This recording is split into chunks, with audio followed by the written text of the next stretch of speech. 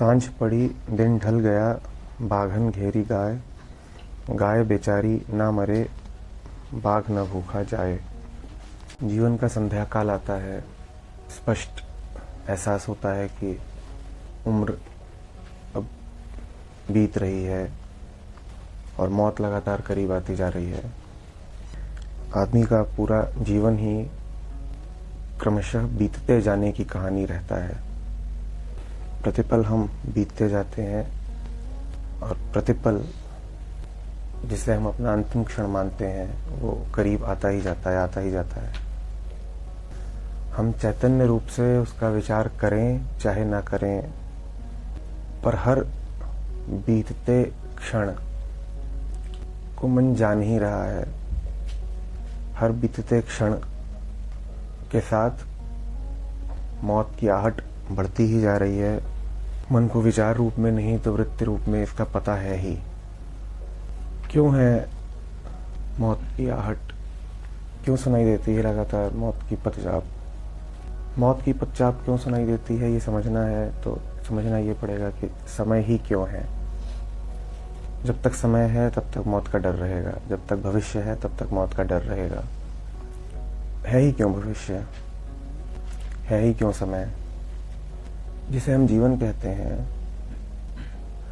उसमें जो कुछ भी है वो इसीलिए है क्योंकि वो भटका हुआ है, खोया हुआ है, टूटा हुआ है, बिछड़ा हुआ है। जीवन में जो कुछ भी है जिसे हम होना कहते हैं, सकल संसार, समस्त पदार्थ, सारे विचार, सारे संबंध, वो मात्र बेचैनी है। दूर होने की बेचैनी, कुछ खोया हुआ होने की बेचैनी और किसी तरह उसको दोबारा पा लेने की बेचैनी। सब कुछ एक इंतज़ार है, एक अनवरत प्रतीक्षा है दोबारा वहीं समाहित हो जाने की जहाँ से सब उद्भूत हुआ था। समय भी इसीलिए है। समय भी मात्र तभी तक है जब तक उसका उसके स्रोत से मिलन नहीं हो गया। जीवन भी इसीलिए है क्योंकि उसका भी उसके स्रोत से मिलन नहीं हो गया है। सारे डर इसीलिए हैं क्योंकि अभी बिछड़े हैं, भटके हैं, केंद्र से दूर हैं। यही हमारी सारी बेचैनी का कारण है, यही हमारे सारे विचारों का कारण है, यही हमारी सारी तलाश का उद्देश्य है। कहते उसे हम चाहे जो हो, नाम उसे चाहे हम जो भी देते हो, पर समय, संसार, विचार सब सिर्फ इसीलिए हैं ताकि वो किसी न किसी रूप में हमें याद दिला सकें कि हमें जाना कहाँ है, हमें वापस मोड़ सकें, हमारी अंतर यात्रा शुरू करा सकें। डर लगातार मौजूद रहता है हमारी हर चेष्टा में, और वो डर है ही इसीलिए ताकि अगर सद्बुद्धि हो तो दिख जाए हमें कि और भटकना कहीं पहुंचाएगा नहीं, कि राह बदलनी होगी, घर को वापस जाने वाली राह लेनी होगी। डर इसीलिए है, डर का और कोई उद्देश्य है नहीं। हम जो लगातार डरते रहते हैं, कदम कदम पर संदेह रहता है, कभी कोई भय, कभी कोई भय, और अंततः मौत का भय रहता है। इस पूरे डर का औचित्य ही यही है कि आप मुड़ जाएं अपने केंद्र की तरफ। सांझ पड़ी दिन ढल गया, बाघिन घेरी गाय। ये बाघ इसीलिए आके आपको घेरता है और ये बाघ कुछ नहीं जानता और इस बाघ की कोई इच्छा नहीं है। इस बाघ की भूख ही इसी में है कि गाय मुड़ जाए अपने घर की तरफ। बाघ गाय को खाना नहीं चाहता है, बाघ गाय को दोबारा मोड़ देना चाहता है कि तू जा, मालिक के घर जा, जा मालिक के घर जा। इस बाघ की हमें लगता ऐसा है जैसे इच्छा हो कि गाय को मार के खा जाएगा। नहीं, वो सिर्फ ऊपर ऊपर की बात है। ये जो भय रूपी बाघ है, ये जो मृत्यु रूपी बाघ है, ये इसलिए नहीं सताता क्योंकि ये आपको मार ही देना चाहता है। ये आपको इसलिए सताता है ताकि आप मृत्यु के पार हो जाएं। साधारणतया सोचते हम उल्टा है। हम सोचते हैं कि मौत, और मौत माने मौत का खौफ, सोचते हम ये हैं कि मौत का खौफ इसलिए है, मौत इसलिए है ताकि जीवन समाप्त हो जाए। मौत को हमने माना भी यही है, जीवन की समाप्ति, जीवन की समाप्ति। पर ध्यान से देखेंगे आप तो आपको पता चलेगा कि मृत्यु का भय, मृत्यु का स्मरण इसलिए नहीं है कि जीवन समाप्त होगा, बल्कि इसलिए है क्योंकि जीवन कभी शुरू ही नहीं हुआ। बात को समझिएगा। आम नजरें देखेंगी तो उन्हें यह दिखाई देगा कि बाघ इसलिए है कि गाय को मार देगा। साधारणतः हम सोचेंगे तो हमें ऐसा लगेगा कि मौत इसलिए है कि जीवन का अंत हो जाए। तथ्य विपरीत है इसके। मृत्यु इसलिए है ताकि आप जी उठें। मृत्यु इसलिए है ताकि आप मृत्यु के पार चले जाएं। मृत्यु रूपी बाघ को देख करके आपको जीवन की नश्वरता, जीवन का सत्य बिल्कुल स्पष्ट दिखाई देने लग जाए। आपको दिखाई देने लग जाए कि आप जो कुछ कर रहे हैं उसमें नहीं है सार्थकता, उसमें नहीं है कोई नित्यता, वो नहीं चलना है आपके साथ। भय इसीलिए बहुत अमूल्य भी हो सकता है। एक दूसरी जगह पर कबीर कहते हैं कि निर्भय होए न कोय। भय की बड़ी उपयोगिता है। क्या उपयोगिता है?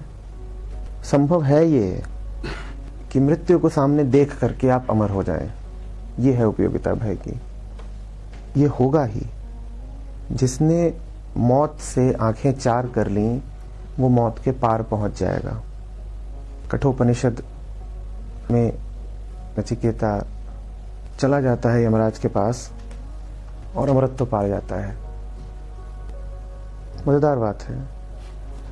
हम जीवन भर यमराज से भागते हैं और अंततः काल का ग्रास बन जाते हैं, और नचिकेता अपने पांव चल करके खुद मांग मांग के यमराज के पास पहुंच जाता है और मृत्यु के पार चला जाता है। सांझ पड़ी दिन ढल गया, बाघन घेरी गाय, गाय बेचारी ना मरे, बाघ न भूखा जाए। यदि हम ये कर ही लें कि स्पष्ट साक्षात्कार मृत्यु से, तो अब मृत्यु का कोई प्रश्न नहीं पैदा होता। गाय बेचारी ना मरे, अब नहीं आएगी मृत्यु। और जिस कारण थी सारी बेचैनी, उस कारण का भी उद्देश्य हो गया पूरा। जिस कारण सताता था सारा भय, वो कारण पा गया सार्थकता। भय इसलिए नहीं था कि वो आपके शरीर को नष्ट कर देना चाहता था। इस बाघ की इच्छा ही नहीं थी कि गाय का शरीर खा ले, क्योंकि शरीर तो कितने ही बार खाए गए हैं, शरीर आ जाते हैं। जब तक अज्ञान रहेगा तब तक शरीरों का आना जाना, आवागमन लगा ही रहेगा। शरीर के खा लिए जाने से न तो गाय नष्ट होती है, न बाघ का पेट भरता है। क्योंकि वास्तव में अगर बाघ की इच्छा हो ही यही कि गाय को नष्ट करना है, तो शरीर को मारना तो गाय को नष्ट करने का बड़ा घटिया तरीका है। शरीर को मारने से आप नष्ट हो भी कहाँ जाते हैं। कबीर से पूछें तो वो कहेंगे कि एक शरीर जाता है, तुम दूसरा शरीर ले लेते हो।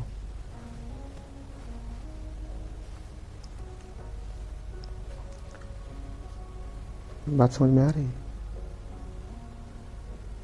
तो वास्तव में अगर कोई तुम्हें मिटाना चाहता हो तो वैसे भी तुम्हारा शरीर क्यों मारेगा?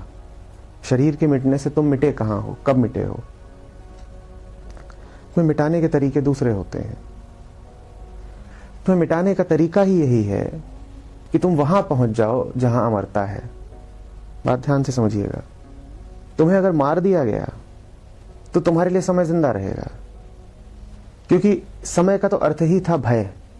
शरीर को तुम्हारे जब जब चोट पहुंची है, जब जब तुम्हारे शरीर को नष्ट किया गया है, तब तक तुम्हारा भय और बढ़ा है। भय बढ़ेगा जितना, भविष्य उतना ज्यादा ताकतवर हो जाएगा। जितनी तुमको चोट पड़ेगी, जितना तुम डरोगे, उतना ज्यादा तुम भविष्य में आगे बढ़ते जाओगे। ये कह लो कि उतना ज्यादा तुम्हारी उम्र बढ़ती जाएगी। जो व्यक्ति इतना डरा हुआ होता है वो भविष्य में उतना आगे तक मौजूद हो जाता है। और जो व्यक्ति, जो मन अमर ही हो गया, सिर्फ उसका भविष्य नष्ट हो जाता है। भविष्य नष्ट हो गया मतलब भविष्य के लिए मर गया। यही कारण है कि कबीर दो बातें कहते हैं जो सतह पर विरोधाभासी लग सकती हैं। एक तरफ तो कहते हैं मैं कबीरा ऐसा मरा कि दूजा जन्म ना होए। दूसरी तरफ कहते हैं एक कबीरा ना मरे जाके राम आधार। आपने गौर किया? एक तरफ तो कबीर कहते हैं कि वैद मुआ, रोगी मुआ, मुआ सकल संसार, एक कबीरा ना मरे जाके राम आधार, एक कबीरा ना मरे। दूसरी ओर वो कहते हैं कि मरण मरण सब कहें, मरण न जाने कोय, मैं कबीरा ऐसा मरा दूजा जन्म ना होए। अब दोनों बातें विपरीत हैं। दोनों में से कौन सी बात ठीक है? पहली बात क्या है? मैं कबीरा ऐसा मरा। दूसरी बात क्या है? एक कबीरा ना मरे। दोनों बातें विपरीत नहीं हैं, दोनों बातें एक ही हैं। जो भविष्य के लिए मर गया वो अमर हो गया। मरने में अमरता है, मरने में अमरता है, मरना ही अमरत्व है। इसीलिए दोनों बातें बार बार कहते हैं, खेत बहार या सूरमा मुझे मरण का चाव। मरो मरो मरो, क्योंकि जो मरा वो अमर हो गया। किसके मरने की बात कर रहे हैं? मरो। उस सब को मर ही जाने दो तुम्हारे भीतर जो मरण धर्मा है। जो मर सकता है उसे मर जाने दो। तुम पाओगे कि उस सब के जाने के बाद तुम अमर हो। वो सब कुछ जो नष्ट हो सकता है उसे नष्ट हो जाने दो और वो चला जाएगा। तुम पाओगे कि कुछ बिगड़ा नहीं तुम्हारा, हल्के और हो गए तुम। कुछ बिगड़ा नहीं, हल्के और हो गए। बाघ न भूखा जाए। सारे भय कि जिसमें सार्थकता थी, भय ने वो मुकाम हासिल कर लिया। भय था ही इसीलिए ताकि तुम भय के पार जा सको। जीवन है ही इसीलिए ताकि तुम जीवन के पार जा सको। समय है ही इसीलिए ताकि समय के पार जाया जाए। यही इनके होने का उद्देश्य है, यही इनका औचित्य है। ये हो गया पूरा तो बाघ भूखा नहीं गया। मौत आई, मौत ने सताया, तमाम डर उठे, उन डरों ने सताया, और बहुत अच्छा हुआ इन डरों ने सताया। ये डर जिस कारण थे उस कारण की उपलब्धि हो गई। बहुत अच्छा हुआ कि हम डरे। ये डरना शुभ था। ये डरना हमें वापस ले आया हमारे केंद्र की तरफ। यही कारण है कि कई धार्मिक परंपराओं में डर का स्थान है। ईसाई, मुसलमान सब कहते हैं खुदा का खौफ खाओ। ये खौफ लाभप्रद है, ये खौफ शुभ है। और ये खौफ इसलिए नहीं है क्योंकि आपको डराने में अस्तित्व को कोई मजा आता है। इस बाघ की ये भूख नहीं है कि आप डरे ही रहो, आप डरे ही रहो। समझिएगा, ये डर आपके भीतर उठता ही इसीलिए है ताकि आप अपने ढर्रे बदल सको, ताकि आप अपनी दिशाएं बदल सको। आप में से जो भी लोग लगातार डर के साए में जीते हों, जैसे कि अधिकांश मानवता जीती है, वो समझें इस बात को। डर भीतर इसीलिए उठता है क्योंकि जीवन बदलाव मांगता है। जो दिन रात की बेचैनी, व्यग्रता हमें जकड़े रहती है, ये जो बिना बात की एक धुंध सी छाई रहती है, वो इसीलिए छाई रहती है ताकि आपको सद्गति प्राप्त हो। अस्तित्व को कोई शौक नहीं है आपको डराने का। बात फिर समझिएगा, गाय बेचारी ना मरे, बाघ ना भूखा जाए। बाघ गाय को खाने आया ही नहीं है, इसीलिए गाय नहीं भी मर रही तो भी बाघ भूखा नहीं है। क्योंकि गाय का शरीर इस बाघ का पेट नहीं भरेगा। इस बाघ को तो कुछ और चाहिए। ये गाय को नहीं मारने आया है, ये गाय के भ्रमों को मारने आया है। और गाय के भ्रम जाते हैं तो गाय वहां पहुंच जाती है जहां कोई मृत्यु है ही नहीं। गाय बेचारी ना मरे, गाय नहीं मरेगी। बाघ का काम हो गया। हमें लगता यह है कि बाघ हमें मारने आया था, वो मारने नहीं, हमें अमर करने आया था। हमें लगता है यम मृत्यु के देवता हैं। यम मृत्यु के नहीं, अमरता के देवता हैं। नचिकेता से पूछिए। यमराज से हम डरते हैं क्योंकि हमने अपने आप को शरीर मान रखा है। तो हमें लगता है कि यम नष्ट कर देंगे हमें। यम इसलिए नहीं है कि आपका शरीर नष्ट करें, यम इसलिए है ताकि आपका शरीर भाव नष्ट करें। अंतर समझिएगा। जब तक आपको ये लग रहा है कि यम आपका शरीर नष्ट करेंगे, तब तक यमराज मौत के देवता हैं। पर जिस दिन आप ये जान लें कि यमराज आपका शरीर भाव नष्ट करेंगे, देह भाव, देहाभिमान नष्ट करेंगे, उस दिन यमराज अब मौत के देवता नहीं है, वो अमरता के देवता हैं। ये बाघ गाय को अमरता देने आया था। गाय व्यर्थ ही डर रही थी। जीवन में जो कुछ भी आपके सामने चुनौती बन के खड़ा होता है, वो आपको किसी दूसरे तल पर ले जाने के लिए खड़ा होता है।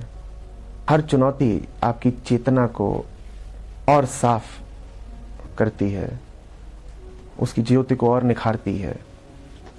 और इंसान के सामने जो बड़ी से बड़ी चुनौती है, उसका नाम होता है मौत। जिसने मौत की चुनौती को हल कर लिया, उसको भारत ने जीवन मुक्त कहा है। और बड़ी मजेदार बात है, मौत की चुनौती को कैसे हल करते हैं।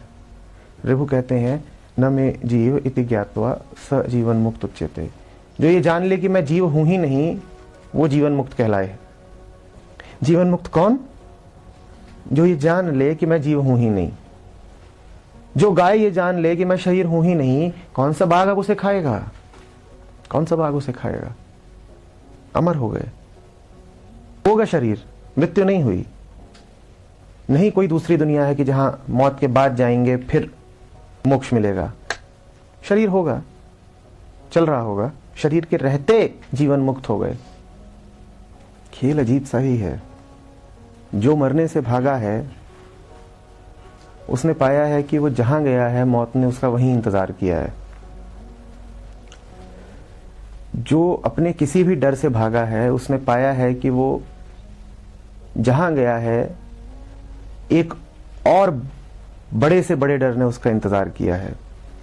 और भागने के साथ उसके डर बढ़ते ही गए हैं। कोई तरीका नहीं है भाग के जाने का, कोई जगह नहीं है जहां भाग करके छुपा जा सकता हो। जहां भी जाओगे तुम ही जाओगे ना, तुम्हारा होना ही डर है, तो डर से छुपोगे कहां। जो भागा है उसके डर बढ़ते गए हैं, और जो सम्मुख खड़ा हो गया है डर के, मृत्यु के, उसने पाया है कि डर है ही तभी तक जब तक उससे भाग रहे हो। लगातार भागते रहने का ही नाम डर है। डर का अपना कोई वजूद नहीं तुम्हारे योगदान के बिना। एक तरीके से हम कहें तो डर तुम्हें नहीं दौड़ाता है, तुम्हारा अज्ञान तुम्हें दौड़ाता है। अज्ञान भीतर है, पर दोष देने की आदत है, तो तुम बाहर कोई वस्तु, व्यक्ति, कोई इकाई पैदा कर लेते हो जिसके माथे सारा दोष मढ़ देते हो कि उसका डर है। किसी वस्तु का डर है, किसी विचार का डर है, किसी घटना का डर है, किसी व्यक्ति का डर है। वास्तव में कुछ है ही नहीं बाहर जिससे डरा जा सके। तुम्हारे अपने भ्रमों का ही नाम डर है, वही तुम्हें दौड़ा रहे हैं लगातार। और जितना दौड़ते हो उतना अपने ही भ्रमों को ताकत देते हो। तो डर का जितना उपचार करोगे, डर बढ़ता ही जाएगा, क्योंकि उपचार कर करके तुम डर को मान्यता देते जाओगे। जो है ही नहीं उसका उपचार करना बड़ी से बड़ी भूल है। उसका तो सिर्फ सामना किया जा सकता है, उससे तो बस आंखें चार की जा सकती हैं, और तुमने ये किया नहीं कि वो तत्क्षण विलीन हो जाएगा। सपना कब रुका है खुली आंखों के सामने? सपने को उपचार कर करके नहीं मारा जाता, सपने को तो बस आंख खोल दी, हो गया, गया। और पूरा जीवन क्या रहता है? पूरा जीवन हमारा डरों से भागने की कोशिश है।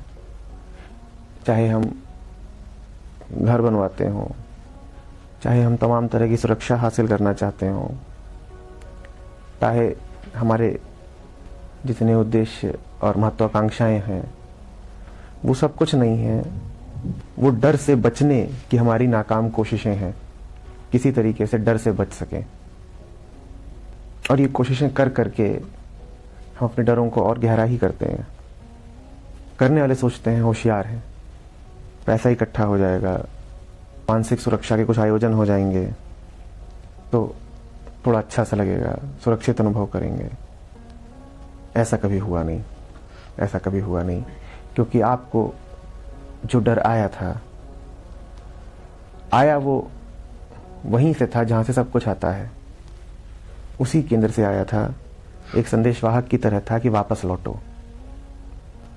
वो इसलिए नहीं था कि जहां हो वहीं पे सुरक्षा का आयोजन कर लो। याद है ना, कृष्ण बोलते हैं मम माया, मेरी माया। डर भी वहीं से आया था, उन्होंने ही भेजा था। डर तो भेजा था एक संदेशवाहक की तरह कि जाओ और इस भटके हुए को वापस लेकर के आओ। लेकिन भटके हुए की बुद्धि कुछ इतनी मलिन हो जाती है कि वापस आने की जगह डर करके जहां होता है वहीं पर बैठ जाता है। जैसे लकवा मार गया हो, जैसे सुन्न हो गया हो, जैसे कि तुम किसी को जोर से आवाज दो आओ, और वो तुम्हारी ही आवाज से भयाक्रांत हो करके जहां है वहीं पर बिल्कुल ठिठक जाए। समझ रहे हो बात को? हमारी वो स्थिति हो जाती है।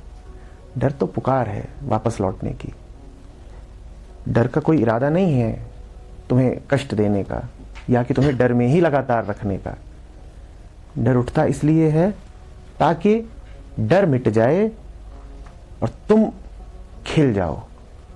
दोहरा रहा हूं, मृत्यु का भय हमें इसलिए दिया गया है ताकि हम जीना शुरू कर सकें।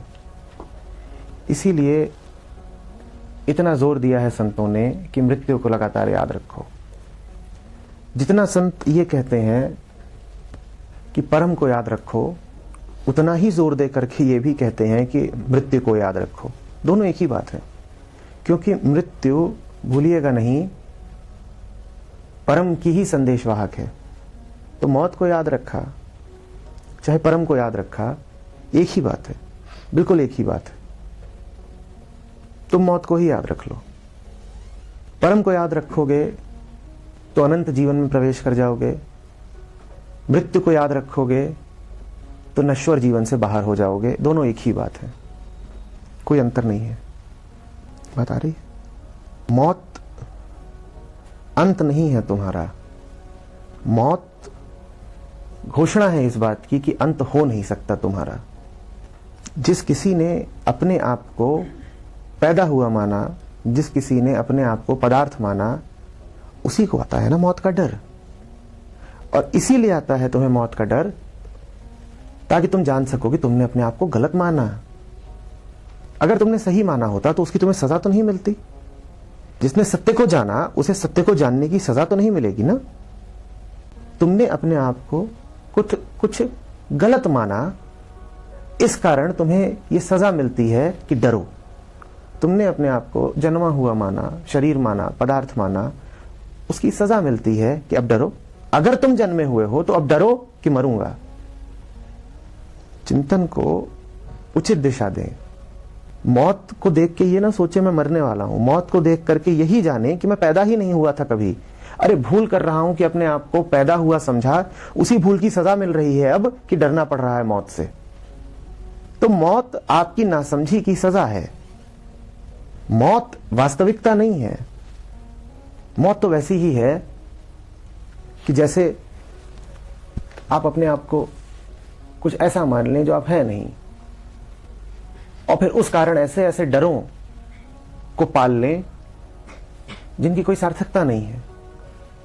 आप कह दें कि मैं वो नन्हा कीड़ा हूं जो रात में ही पैदा होता है और अंधेरे में ही पलता है।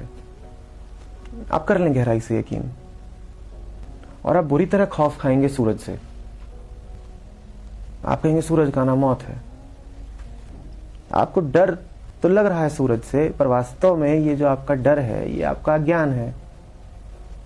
आप कह रहे हो सूरज निकलेगा मर जाऊंगा। अरे जब वो तुम हो ही नहीं जो अपने आप को समझते हो तो मर कैसे जाओगे? पहले तो तुम एक मान्यता बनाओ जो मान्यता आधारहीन है, फिर उस मान्यता के आधार पर डरे जाओ, फिर तुम कहो कि आदमी का बड़ा दुर्भाग्य है, पैदा होता है मर जाता है। सोचो अगर मौत का डर ना होता तो स्थिति और बड़ी विकट हो जाती। कैसे?